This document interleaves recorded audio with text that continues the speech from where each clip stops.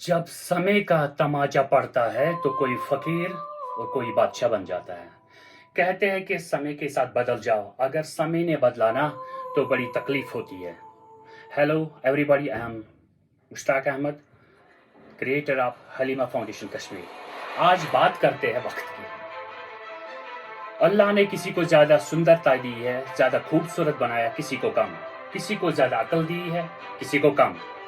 किसी को ज़्यादा दौलत दी है और किसी को कम।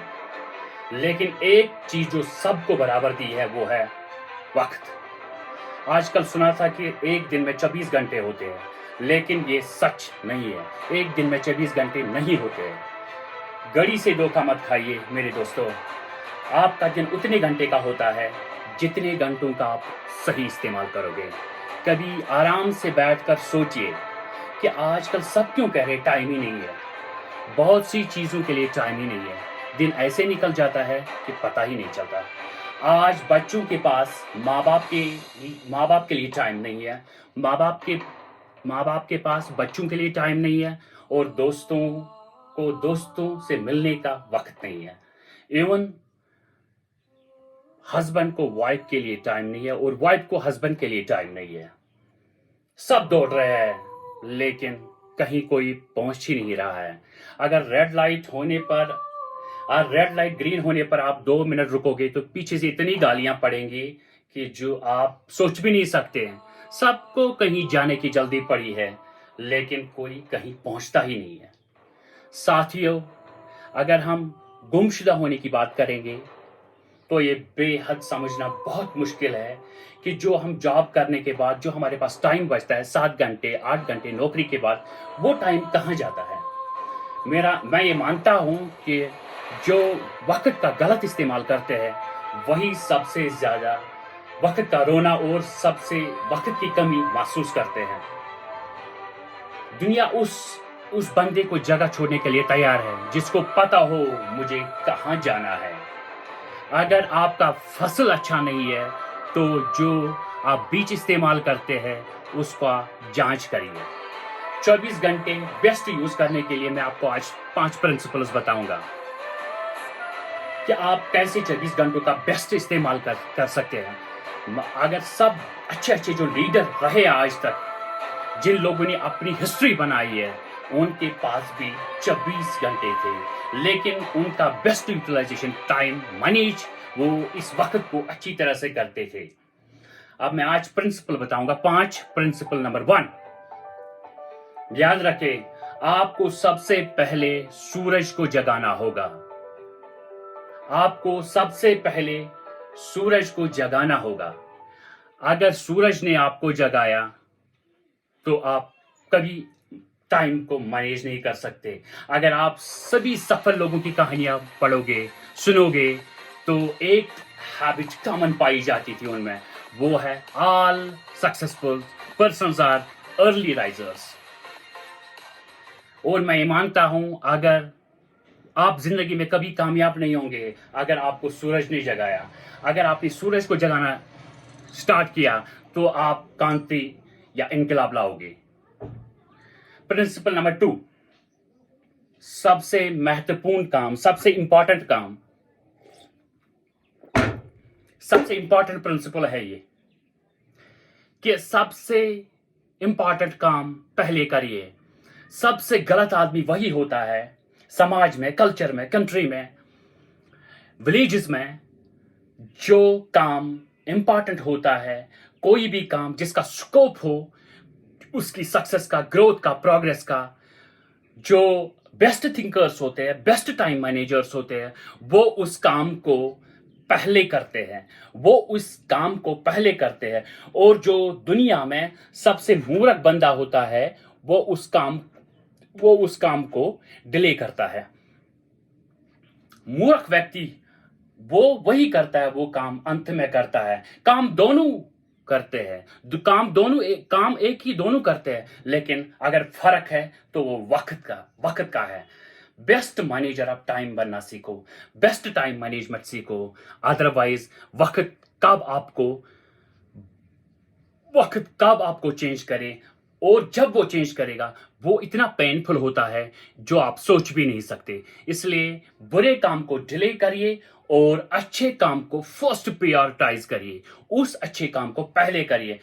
कोई गलत आदत हो तो उसको डिले करिए, डिले डिले करके हो सकता है कोई आप में कोई गलत हैबिट हो, वो डिले करते करते मे बी आप उस गलत आदत को इरेडिकेट अपनी लाइफ से कर सकते हो। सो जो प्रायोरिटाइज जो सबसे इंपॉर्टेंट काम हो उसको पहले करना सीखिए, उसको पहले निभाना सीखिए, उसको पहले यूटिलाइज करो। हर कोई जिसमें स्कोप होता है, हमारी कल्चर में ये बदकिस्मती है, हमारे थिंकर्स ऐसे हैं, जब अच्छे अच्छे लोग बिजनेस खत्म करते हैं जिसका स्कोप होता है, हम उसको 20 साल के बाद स्टार्ट करते हैं। इसलिए गरीब गरीब ही रहता है और अमीरों के पास ज्यादा दौलत आ जाती है। अब प्रिंसिपल नंबर 3 बड़ा इंपॉर्टेंट है।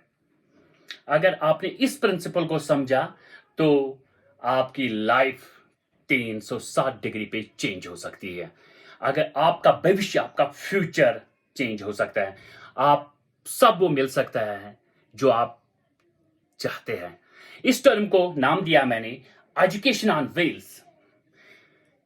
ड्यूरिंग ट्रैवल, टाइम का यूटिलाइजेशन मैं बताऊंगा। व्हील्स ऑन एजुकेशन क्या होता है। अगर आप एवरेज ड्राइव टाइम देखोगे, ट्रैवल टाइम देखोगे, जो नौकरी कर रहा है या कुछ भी कर रहा है, वो 2 घंटे के ट्रैवल या ड्राइविंग करता है। को इसके रास्ते में 1 महीने में 60 घंटे निकलते हैं और एक ट्रैवलिंग टाइम जो बन जाता है 1 महीने 60 घंटे बनता है और 1 साल में 700 घंटे, साल में 7200 घंटे। अब आप देखिए कितना टाइम है ये। जिस टाइम का अनप्रोडक्टिव हम कहते हैं, इसका इस्तेमाल नहीं होता है।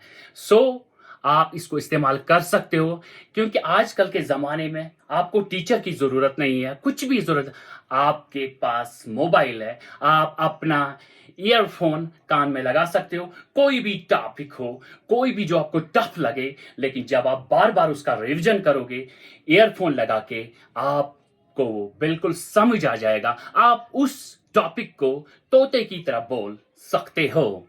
और ये ट्रैवलिंग टाइम, आप इस टाइम को आप यूटिलाइज कर सकते हो। 7200 घंटे बहुत मैटर करता है 1 साल में, जिसको हम अनप्रोडक्टिव कहते हैं। कोई फायदा ही नहीं है हमारी लाइफ में।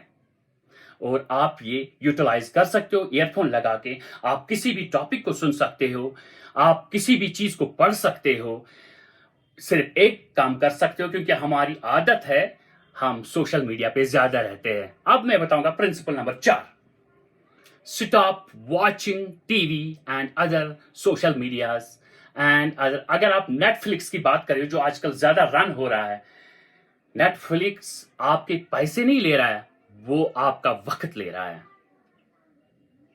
जो सबसे इंपॉर्टेंट है जिंदगी में। हम सब कह रहे हैं वक्त है, लेकिन वक्त किसी का नहीं रहता है। वक्त आपके पास वापस नहीं आएगा। अगर आप अब मैच की बात करोगे, मैं ये हमारा पैशन है ज्यादा क्रिकेट देखने का। बांग्लादेश और आयरलैंड का मैच उनके घर वाले भी नहीं देखते हैं, लेकिन हमारी आदत है हम पूरा दिन 6 घंटे जितनी इनिंग्स दो होती है पूरी, बिल्कुल हम अपना वक्त खत्म करते हैं। हाँ, लेकिन अगर आपका पैशन है क्रिकेट में, अगर आपका विल है क्रिकेट, अगर आप उसको अपना फ्यूचर बनाना चाहते हो, तो आप देख सकते हो, आप वो टेक्निकल स्किल्स समझ सकते हो आजकल के लेटेस्ट क्रिकेट में।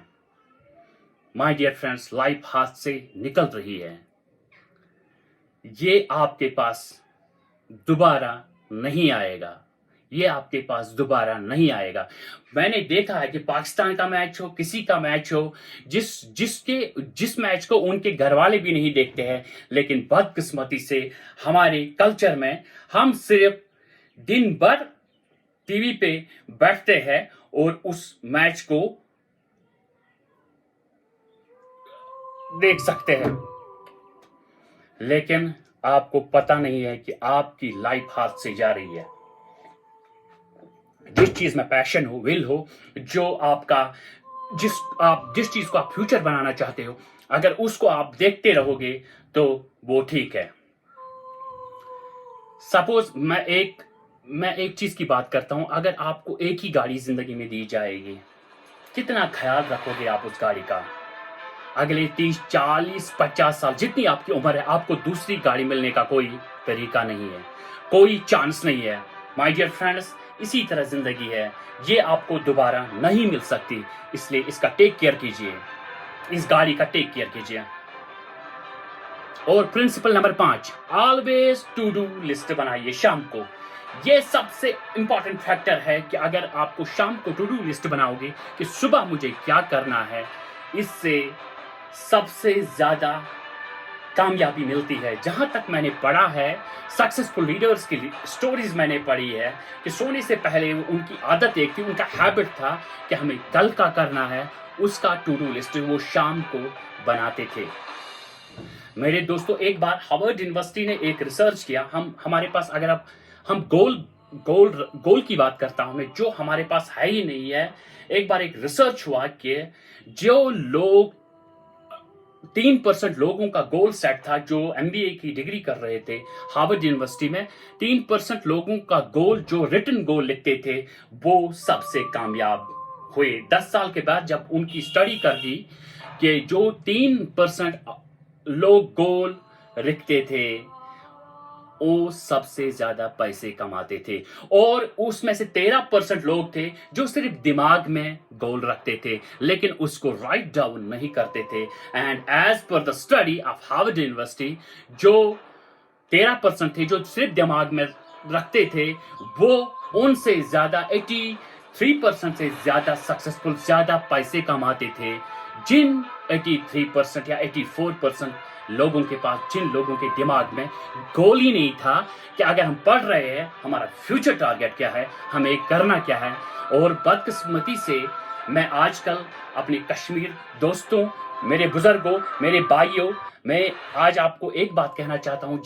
जब हम बच्चे को, मैंने भी एक, हलीमा फाउंडेशन के मेंबरों ने एक सर्वे किया कि हम बिल्कुल यहाँ पे हमें पता ही नहीं होता है, अगर हम क्लास में हैं, हमें फ्यूचर में क्या करना है, हमारे पास कोई गोल सेट ही नहीं होता है। हम कहते हैं देखते आगे क्या होगा, अब हम ग्रेजुएट बनेंगे, कुछ लोग क्या जो आगे आगे setup, as per the time, as per the scope, हम उसी हिसाब से चलते हैं। मेरे दोस्तों, स्कोप किसी फील्ड में नहीं होता है, स्कोप अगर है वो बंदे में होता है। चाहे वो जिस भी फील्ड में जाए, वो अपने आप को सक्सेसफुल बनाता है। लेकिन जो टारगेट रखे, जो गोल सेट करे, बदकिस्मती से हम बिल्कुल, अपनी सोसाइटी की बात करता हूं, अपने कश्मीर की बात कर रहा हूं, हम में से कोई गोल सेट करता ही नहीं है। मेरे दोस्तों, as per Harvard university, goal set कीजिए और उसका फॉलो कीजिए, उसको रिफाइनमेंट कीजिए। और मैं ये मानता हूं, इस चीज को मानता हूं, एज पर हलीमा फाउंडेशन, मैं आपको ये मैसेज देता हूं, अपने बच्चों को गोल सेट करना सिखाइए। उनको क्या बनना है, क्या करना है, आगे उनका गोल सेट कीजिए और उसी हिसाब से वो जो उनका कदम जो एक एक कदम उठाएंगे, वो उसी हिसाब से उठाएंगे। और उस गोल की, जितने वो उसकी तरफ दौड़ेंगे, उतने उस गोल के नजदीक पहुंचेंगे और उतना उस चीज की रिफाइनमेंट करेंगे। जो उनको ऑब्स्टेकल्स नजर आ रहे हैं, वो दिन ब दिन खत्म होते जा रहे हैं, लेकिन हमें पता ही नहीं होता कि हमें करना क्या है, हमें जाना कहाँ है। हम सिर्फ एक दूसरे को देखते रहते हैं। अगर हमारे पड़ोसी ने ये किया, अगर उसके हाथ में 10 पैसे के आ गए, हमारी सोसाइटी यही कहती है कि हम भी बच्चे को ऐसा ही करवाएंगे। कोई दुकान डाले, कोई जॉब करे, हम बच्चे को इसी रश में लगा देते हैं कि हम, उस बंदे ने ये काम किया, हमें भी करके दिखाओ। इसमें बच्चे रिस्पॉन्सिबल नहीं है, इसके लिए बच्चे रिस्पॉन्सिबल नहीं है, सॉरी, लेकिन इसमें पेरेंटिंग गलत है, क्योंकि हम इन बच्चों को गलत रश में डाल देते हैं। मेरे ख्याल से मैं आपसे रिक्वेस्ट कर रहा हूं, जो मैंने 5 प्रिंसिपल बताए आपको टाइम मैनेजमेंट के, क्योंकि कुछ सक्सेसफुल लोगों की स्टोरीज मैंने ऐसी भी पढ़ी है, सुना है, स्टडी किया है वो 24 घंटे में 28 घंटे निकालते थे। मैंने जब एक बार बोला एक जगह, वो परेशान हो गया, आप कौन सी फिलॉसफी बता रहे हो, 24 घंटे में 28 घंटे कैसे बन सकते हैं? लेकिन मैं मानता हूं ऐसा हो सकता है। बोलो क्यों? अगर आप किसी भी अनप्रोडक्टिव काम को कर रहे हो जिसमें आपका आधा घंटा लगता है, सपोज मैं खाने की बात कर रहा हूं, अगर आप अपना खाना 40 मिनट में खत्म करते हो, अगर आप वक्त को मैनेज करना चाहते हो, तो उसमें जो आप 40 मिनट का काम करते हो उस काम को आप 30 या 25 मिनट्स पे ला सकते हो। इसीलिए जब आप किसी को मिलने जाते हो, कि जब आपका वॉक होता है, जब आपके पास गाड़ी नहीं होती, सपोज आपको आधा घंटा लगता है वहां तक जाने के लिए, आप उसमें 20 ही मिनट लगा सकते हो। आप नहाने में अगर 1 घंटा लगा देते हो, आधा घंटा लगा देते हो, आप उसमें भी जल्दी कर सकते हो। 10-10 मिनट आप निकाल सकते हो, जो 1 घंटा या 2 घंटे के बराबर बन जाता है। क्योंकि हमारा जो एज पर स्टडी जो हमारा अनप्रोडक्टिव वर्क होता है, इंसान का अनप्रोडक्टिव वर्क, उसमें हमारे 2-4 घंटे ज़ाया हो जाते हैं। लेकिन वो करना भी ज़रूरी है, अनप्रोडक्टिव काम्स भी ज़रूरी है, लेकिन उसमें आप टाइम को मैनेज कर सकते हो, और उसमें उसी हिसाब से ये 24 घंटे में 28 घंटे आप बना सकते हो। अगर आप एक ही घंटे को दिन में मैनेज कर सकोगे, अगर आप हर जो आप अनप्रोडक्टिव काम करते हो, 10-10 मिनट आप उसमें बचा सकते हो। अगर एक ही घंटा हो गया तो वो हफ्ते के 7 घंटे हो गए और महीने के 30 घंटे हो गए। 30 घंटों में इंसान की तकदीर बदल सकती है। 30 घंटों अगर कामयाब लोग देखोगे, तो वो 1 घंटे, उन लोगों ने 1 घंटे में पूरी कंट्री को बदल दिया है, पूरे समाज को बदल दिया है, अपनी हिस्ट्री बनाई है। मेरे दोस्तों, मेरे यारों, जो इम्पोर्टेंट आज मैंने आपके साथ टॉपिक शेयर किया वो है टाइम मैनेजमेंट। टाइम को अच्छी तरह से यूटिलाइज करो। सब कहते हैं हमारे पास टाइम है, मैं कल करूंगा, परसों करूंगा, लेकिन मैं कहता हूं time is like a flow of water. When you touch it, and it never be happens, you will touch the same flow of water. Time गया मेरे दोस्तों तो सब कुछ गया। टाइम गया तो सब कुछ गया। टाइम गया तो सब कुछ गया। वक्त आपको ये अपॉर्चुनिटी देता है कि आप जिंदगी बनाओ, लेकिन अगर आप जिंदगी को फिर कहोगे कि मुझे वक्त वापस दो, लेकिन वो वक्त आपको वापस नहीं मिल सकता।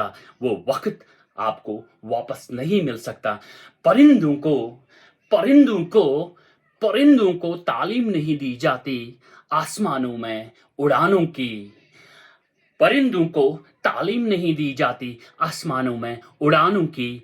वे खुद समझते हैं ऊंचाई पहाड़ों की। जब परिंदे इतने चालाक है, तो अगर अल्लाह ताला ने हम इंसानों को बनाया different from other living species, हमारी सोच दी है, हमारा दिमाग दिया है, लेकिन बदकिस्मती से, मैं पर्टिकुलरली अपनी कश्मीर की बात कर रहा हूं, अगर जो शेख अब्दुल्ला ने, जो हरी सिंह ने हमारे हमारे कानून बनाए थे, जो उसने वे ऑफ लाइफ बनाई है, रास्ते बना रहे हैं, बदकिस्मती से हम जो ब्रिटिश ने यहाँ पे उसूल बनाए, उनके पास वो उसूल ही नहीं है, लेकिन हम अभी भी उनके उसूलों पे चल रहे हैं।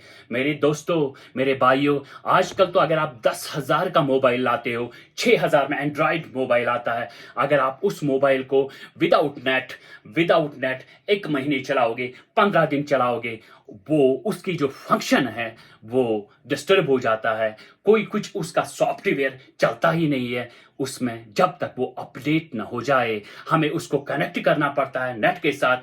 15 दिन, 20 दिन, 1 महीना, 1.5 महीना, 2 महीने के बाद हमें अपडेट करना पड़ता है। लेकिन बदकिस्मती से हमें किसी ने सिखाया नहीं।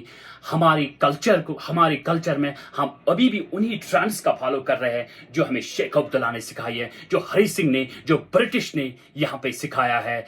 लेकिन वो खुद कहाँ पे पहुंच गए हैं, लेकिन हम उसी ट्रेंड को अभी भी फॉलो कर रहे हैं। मेरे दोस्तों, मेरे भाइयों, मेरे बुजुर्गों, मैं आपको फॉलीमा फाउंडेशन की तरफ से रिक्वेस्ट कर रहा हूं कि अपने आप को अपडेट कीजिए। आप देखिए, अगर आप 25 साल पहले की बात करें, कैसे खाते थे, कितना चेंज हो गया, अपडेट हो गया।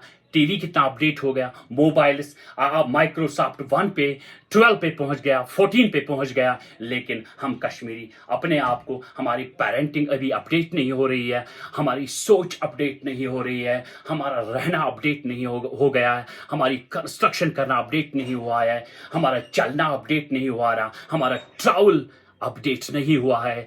कब हम अपडेट हो जाएंगे? जब वक्त हमें वैनिश करेगा, जब वक्त हमें ख़त्म करेगा, जब कश्मीरी लोग एक्सटिंक्ट हो जाएंगे इस धरती पे, क्या तब आप अपने आप को अपडेट करोगे?